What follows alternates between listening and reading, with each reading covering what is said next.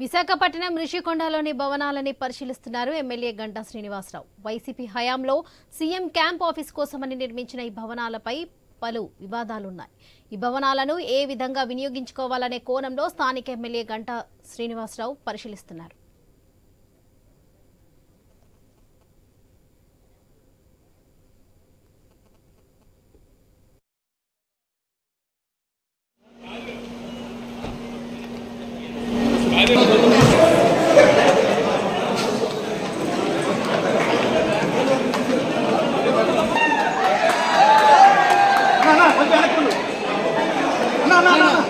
लोग थी ना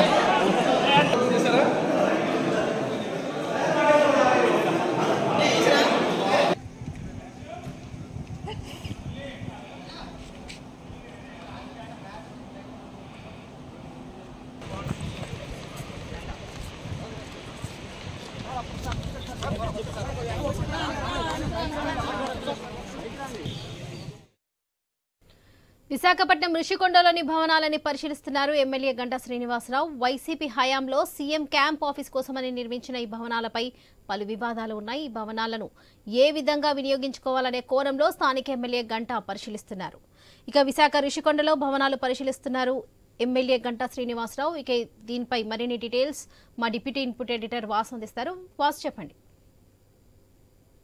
ఎట్టకేలకు రుషికొండ క్యాంప్ ఆఫీస్ ని చూసేందుకు మొత్తం కూటమి నాయకులు అయితేనే ఎమ్మెల్యే గంటా శ్రీనివాసరావు అయితేనే ఇవాళ వెళ్ళటం జరిగింది. మొత్తం రుషికొండలోని ఇంతవరకు కూడా అత్యంత రహస్యమైన ప్రాంతంగా ఉంచారు.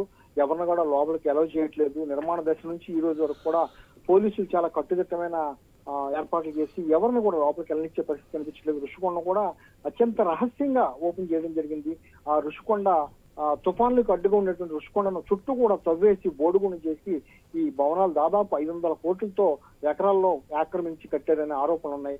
ఈ నేపథ్యంలో camp office CM camp office అంటే గత సీఎం మళ్ళీ సీఎం అయితే ఇక్కడే క్యాంప్ ఆఫీస్ పెట్టుకుని ఇక్కడే పాలించేందుకు ఆయన మొత్తం కూడా నిర్మాణాలు చేస్తున్నారు.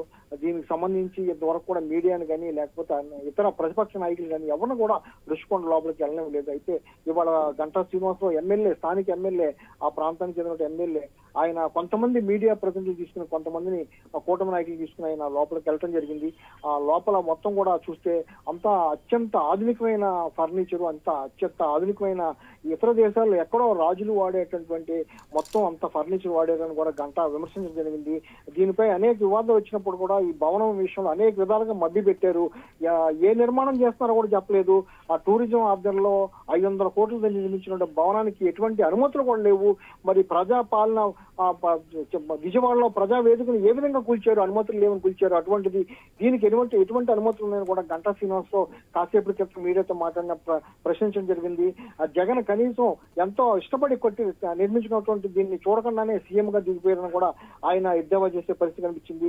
ఇది ఒక ప్యాలెస్ గా ఆయన కేవలం ఆయనకు వ్యక్తిగతంగా కావాలనే కట్టుకున్నారు తప్ప ఇది ఎటువంటి ప్రజలకు ఉపయోగపడేది కాదు అని, అయితే దీన్ని ఏ విధంగా ప్రజలకి ఉపయోగించాలని తాము ప్రభుత్వంతో చర్చించి నిర్ణయం తీసుకుంటామని, జగన్ లాగా కోల్చటాలు లేకపోతే ఈ విధంగా మేము చేసే ప్రభుత్వం కాదని కూడా గంటా అయితే స్పష్టం చేశారు. ఏదేమైనప్పుడు కూడా గత కొన్ని నెలలుగా ఒక రహస్య ప్రాంతంగా ఏర్పడుతుంది రుషికొండం. ఎట్టకేలకు మీడియాని అనుమతించడంతో మొత్తం ఆ విజువల్స్ కూడా మనం చూడొచ్చు. అత్యంత ఆధునికమైన ఫర్నిచర్ అన్ని కూడా ఏర్పాటు చేశారు. ఇవాళ అయితే గంటా అయితే ప్రభుత్వంతో చర్చించి ఏ విధంగా దీన్ని వినియోగించాలని చర్చిస్తామని కూడా చెప్పడం జరుగుతుంది. Varalakshmi. Right Vasu, thank you.